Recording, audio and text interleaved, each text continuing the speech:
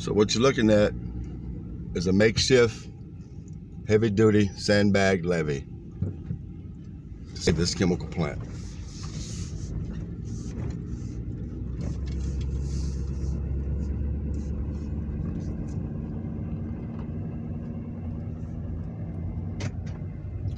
As you can see, water's coming higher.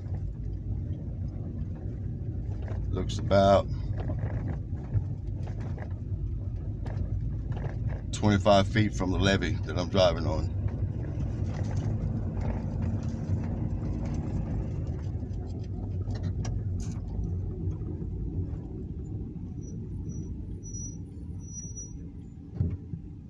Trying to save this chemical plant, but don't look like it's going to. It's going underwater. We're expecting rain today, tomorrow, next day.